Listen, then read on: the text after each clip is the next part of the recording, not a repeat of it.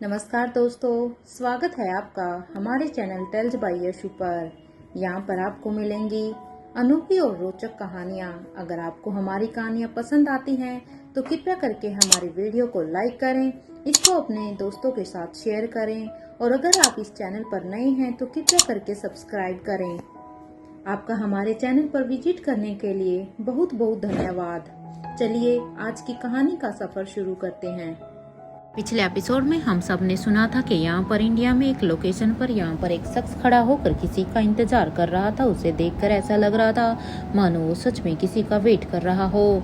कुछ ही देर में एक गाड़ी वहाँ पर आकर रुकती है तो वो शख्स जैसे ही पीछे मुड़कर देखता है तो उस गाड़ी के अंदर से अब एक शख्स निकल कर बाहर आ जाता है। कुछ ही देर में वो दोनों अब एक दूसरे के आमने सामने थे। जैसे उन दोनों की नजरें आपस में मिली तो वो अब शख्स कहता है, काफी वक्त लगा दिया तुमने यहाँ पर आने में, कहाँ कहाँ रह गई थी तुम? वैसे मैंने जो काम तुम्हें दिया था क्या तुमने उसे पूरा कर दिया है? अब इसकी इस बात पर उसके सामने से अब उसे आवाज आती है, अभी नहीं, मुझे थोड़ा सा वक्त और दो। देखो तुमने मुझे बहुत ही बड़े रिस्क का काम दिया है, क्योंकि जो काम तुमने मुझे दिया है वो इतनी आसानी से नहीं हो सकता। उस काम को करने में मुझे बहुत ही ज़्यादा मुश्किल हो रही है। और तुम्हें मेरी कंडीशन के बारे में भी तो सोचना चाहिए ना कि मेरी कंडीशन क्या हो सकती है वहाँ पर। और वैसे भी तुम वहाँ पर जिस काम के लिए गई थी, क्या वो काम पूरा हो गया है? इस बात पर अब वो शख्स कहता है, नहीं, मैंने अभी तक उस काम को पूरा नहीं किया है, लेकिन हाँ, मुझे तुम्हें कुछ दिखाना है। तुम्हें इस बात का ख्याल रखना होगा कि तुम्हारे ऊपर अभी तो किसी को भी शक नहीं होना चाहिए, क्योंकि जो काम तुम कर रही हो तभी उस काम को तुम अच्छी तरीके से कर सकती हो। इस बात पर अब वो दूसरा शख्स कहता है, देखो तुम्हें मेरी चिंता करने की बिल्कुल भी ज़रूरत नहीं है, मैं सब कुछ देख और सुन रही हूँ। अब ये यहाँ पर दो औरतें आपस में बात कर रही थी। इस बात पर अब उसकी साथी अब एक फाइल को उसे देते हुए ही कहती है, ये लो और हो सके तो इसके बारे में जितनी भी इंफॉर्मेशन तुम्हें मिल सके उसे निकालो, क्योंकि हमारे लिए तो ये बहुत ही ज़रूरी है। इस इंफॉर्मेशन का हमें मिलना। हम किसी भी तरह से अब कोई भी रिस्क नहीं ले सकते हैं। और एक बात, तुम अपना ख्याल रखना और मेरे साथ कांटेक्ट में रहना। अगर कोई भी प्रॉब्लम हो तो हमें जल्द से जल्द इन्फॉर्म करना। तुम्हें भी मेरी बात समझ में तो आ रही है ना? इस बात पर अब वो दूसरी औरत कहती है, तुम्हें भी अपना ख्याल रखना होगा, और वैसे भी मेरे ख्याल से ये खेल इतना भी आसान नहीं होगा। इधर कुछ देर तक एक दूसरे के साथ बात करने के बाद वो दोनों ही अब वहाँ से चली जाती हैं। तो इधर दूसरी तरफ लंदन में यहाँ पर अभी उस या बरगद के पेड़ में अब उस पेड़ के अंदर अब वो औरत अपनी ही सोच में थी। इधर अपनी पलकों को झपकाते हुए ही अब वो औरत कहती है, वेंकटेश्वर, ये तुमने बिल्कुल भी सही नहीं किया है, क्योंकि तुमने बहुत ही गलत इंसान को किंग की जिम्मेदारी दी है। अरे उसे कोई भी रिस्पॉन्सिबिलिटी देने से पहले क्या एक बार भी तुमने मेरा ख्याल नहीं आया था? हाँ, तुम ऐसा कैसे मुझे भूल सकते थे? ये राजेश्वर और यशपाल कुछ भी बकवास करें, लेकिन मुझे पूरा यकीन है कि वो बूढ़ा किंग कभी भी मरा नहीं होगा। अरे इन दोनों का तो अभी भी मानना है कि वो बूढ़ा किंग मर गया है और उसकी जगह पर कोई नया किंग आया हुआ है। मैं उस चीज के लिए मानने के लिए तैयार हूँ कि कोई नया किंग आया होगा, लेकिन ये बात मैं बिल्कुल भी नहीं मान सकती कि वो बूढ़ा किंग अब इस दुनिया में नहीं है, क्योंकि होना हो स्वाति का जिंदा होना उस किंग के जिंदा होने का बहुत ही बड़ा संकेत है। क्योंकि हमें तो यही लगा था ना कि एक दूसरे को मारने के चक्कर में स्वाति और वो बूढ़ा किंग दोनों ही मर गए हैं, लेकिन जब स्वाति ऐसे हालात में भी जिंदा बची हुई है तो वो बूढ़ा किंग 100% वो भी अभी तक जिंदा है। आखिर मैं कहाँ पर वार करूं जिससे कि वो किंग सभी के सामने आ जाए? मुझे कुछ ऐसा सोचना होगा, कोई ऐसा प्लान जिससे वो अपने बिल से बाहर निकल कर आए। मुझे अच्छी तरह से पता है अगर वो सामने भी आ जाएगा तो उसके बाद तो उसे जेल ही होगी। आखिरकार इस ह्यूमन एक्सपेरिमेंट की शुरुआत करने वाला तो वो किंग ही था ना। वैसे किसे बनाया होगा वेंकटेश्वर ने किंग? सोचने की बात तो ये है, अरे कितने ही साल हो गए हैं, लेकिन आज तक हम उस किंग के चेहरे तक ही नहीं पहुंच पाए। वैसे दाद देनी होगी तुम्हारी, क्या क्या दूर की सोच थी तुम्हारी। हाँ वेंकटेश्वर, लेकिन तुम्हें एक बार तो बस मेरे बारे में सोचना चाहिए था।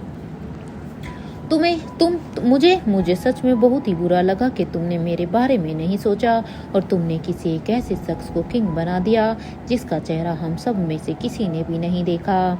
Your bad luck. ये वसुंधरा रावत किसी के आगे भी नहीं झुकती है।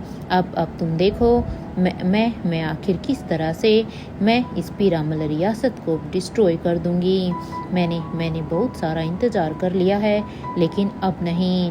और बस एक बार मुझे उस अवंतिका की ब्लड लाइन के बारे में पता चल जाए तो सबसे ज़्यादा ब्यूटीफुल तो मैं ही हूँ। मैं पहले ही सुंदर थी और मैं आज भी सुंदर हूँ और इसके बाद भी मैं हमेशा ही सुंदर लगूंगी। और ये कहते हुए ही वो औरत अब जोर जोर से हंसने लगती है।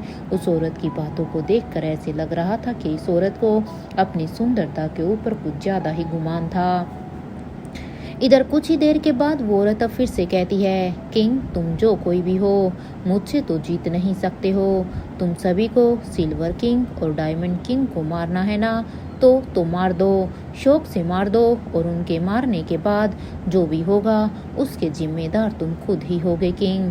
अगर वो दोनों मर गए तो भी मेरी जीत और बच भी गए तो फिर तो मेरी जीत 100% पक्की है। और ये कहते हुए ही वो औरत अब हंसने लगती है। उस औरत की बातों को सुनकर ऐसा जान पड़ रहा था जैसे वो यहाँ पर दोनों ही सूरतों में उसकी ही जीत पक्की थी। कि यहाँ पर अगर राजेश्वर पीरामल और यशपाल अग्रवाल अगर दोनों मर भी जाते हैं किंग के हाथों से तो भी वही जीतने वाली थी, और अगर वो बच जाते हैं तो भी वही जीतने वाली थी। दोनों ही सूरतों में उसी का ही पलड़ा भारी होने वाला था। तो इधर दूसरी तरफ पेरिस में बूढ़े किंग के पैलेस में, इधर यहाँ पर अपने रूम में अनंता अपने मन में ही सोचती है, मुझे सिकंदर से मिलकर अनिका के लिए गिफ्ट भी तो तैयार कर देना चाहिए। अरे हमने तो अनिका को अभी तक कोई गिफ्ट ही नहीं दिया है। वैसे सिकंदर कर क्या रहा है अभी? वो इतना बिजी कहाँ पर है? मैं एक काम करती हूँ, मैं खुद चलकर सिकंदर के रूम में जाकर देखती हूँ कि सिकंदर अभी अपने किस काम में इतना बिजी है कि उसे इस बात का भी नहीं पता है कि उसे भी तो अनिका को गिफ्ट देना है। अरे भले ही ये सिकंदर सबके सामने कितना ही यहाँ पर सख्त होने की कोशिश क्यों ना करता हो, लेकिन अनिका का बर्थडे है। और ये सब सोचकर अनंता किंग के रूम की तरफ जाने लगती है। तो वहीं दूसरी तरफ इधर किंग के सीक्रेट रूम में अवंतिका और किंग दोनों ही वहाँ पर लेटे हुए आदमी को बड़े ही ध्यान से देख रहे थे कि तभी रानी अवंतिका उसे देखकर कहती है, किंग आखिर आप इस इंसान को कब तक जिंदा रखने वाले हैं? आखिर आप इसे मार क्यों नहीं देते हैं? अब अवंतिका किस बात पर किंग कहते हैं, नहीं इसे मैं नहीं, इसे आयशा मारेगी। और इस इंसान की मौत के साथ ही शायद मेरी बेटी के अंदर का डर खत्म हो सकता है, क्योंकि अगर मेरी बेटी इसे नहीं अपने हाथों से नहीं मारेगी तो मैं मेरी बेटी को कभी भी नहीं डर देख ही नहीं सकता। वो हर एक छोटी चीज के लिए ऐसे ही डरती रहेगी। वैसे सच कहूँ राजमाता, तो इसे मारने के लिए तो 30 सेकंड भी मेरे लिए बहुत हैं। लेकिन वो क्या है ना, मैं नहीं चाहता हूँ कि इस इंसान की मौत ऐसी हो कि सभी की के बस वो आया और गया। मैं इसकी ऐसी मौत चाहता हूँ कि सभी से ही सबकी ही रूह कांप जाए इसे देखकर। मैं इसे अनंता के हवाले करना चाहता हूँ ताकि वो इसे अच्छी तरह से ठीक कर दे। उसके बाद इसका क्या करना है ये बात तो फिर आयशा खुद ही इसका हिसाब करेगी। मैं फिर इसके बीच में बिल्कुल भी नहीं आना चाहता। किंग की ये बात सुनते ही अब यहाँ पर अवंतिका कहती है, लेकिन लेकिन किंग, यहाँ अवंतिका ने अभी इतना ही कहा था कि तभी अब किंग कहते हैं, तुम्हें इसे अपनी बेटी की तकलीफ़ों का बदला भी तो लेना है ना। अरे जिसने पूरी ज़िंदगी हमारी बच्चियों को तकलीफ़ दी है, तो अब इसकी मौत इतने कम वक्त में कैसे हो सकती है। इस इंसान की मौत तो बहुत ही दर्दनाक होनी चाहिए ना, जितना दुख इसने हमारी बच्चियों को दिया है। इस बात पर अब अवंतिका कहती है, हाँ हाँ किंग, आप शायद बिल्कुल सही कह रहे हैं। वैसे इस इंसान की ये हालत तो की किसने है, इसकी ऐसी हालत हुई कैसे।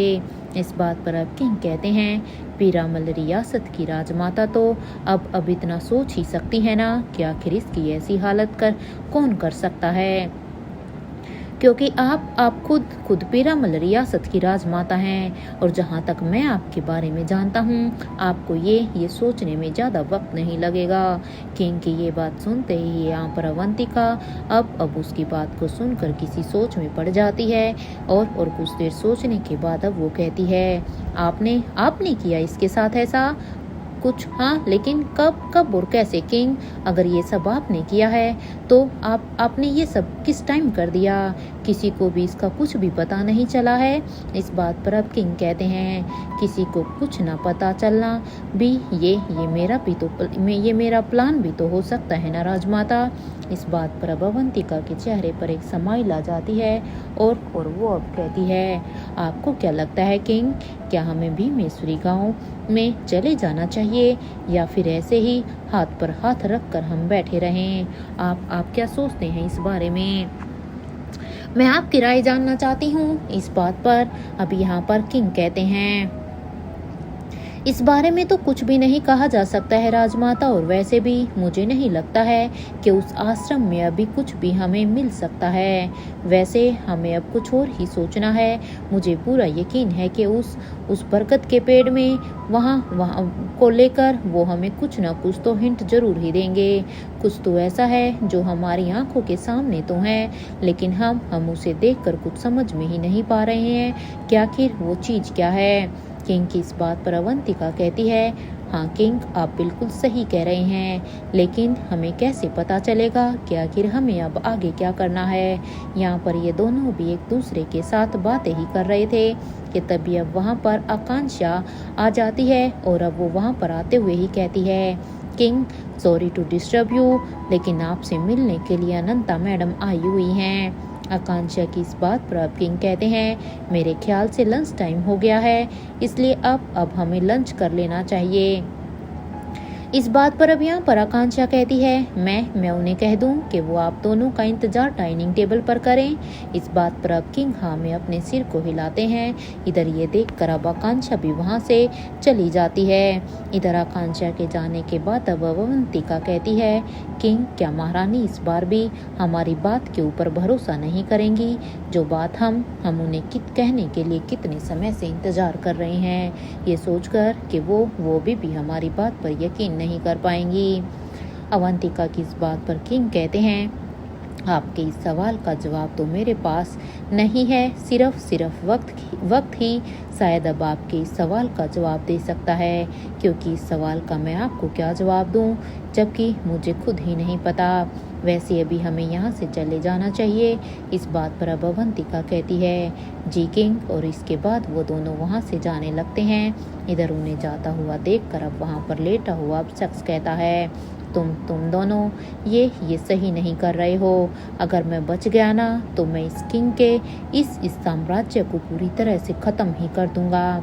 मुझे बचाकर तुम दोनों बहुत ही बड़ी गलती कर रहे हो। अरे वो आयशा मारवा, वो मेरा क्या ही बिगाड़ पाएगी। अरे वो मेरा बाल भी बाका नहीं कर सकती है। मैं छोड़ूंगा।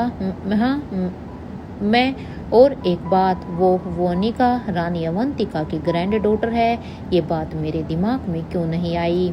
इतना बड़ा बेवकूफ़ मैं कैसे हो सकता हूँ? अरे जिस लतिका को हम कहाँ नहीं ढूंढ रहे थे, वो लतिका कोई और नहीं, बल्कि बस इस बार मैं सर जी के साथ कांटेक्ट कर लूँ कैसे भी करके। उसके बाद तो मैं इन सभी को बर्बाद ही कर दूंगा, क्योंकि अब इनका ये राज मेरे हाथों लग चुका है। अब मैं इन लोगों को बिल्कुल भी नहीं छोड़ने वाला, किसी को भी नहीं, सब के सब मरेंगे। इतना कहने के बाद अब वो शख्स के मुंह से अब अचानक से एक आह निकल जाती है। तो इधर दूसरी तरफ यहाँ पर राजमहल में बड़ी रानी इधर अपने रूम में बुक्स को पढ़ रही थी और साथ के साथ वो अपने साइड टेबल पर रखी हुई आलिशा की तस्वीर को भी देख रही थी।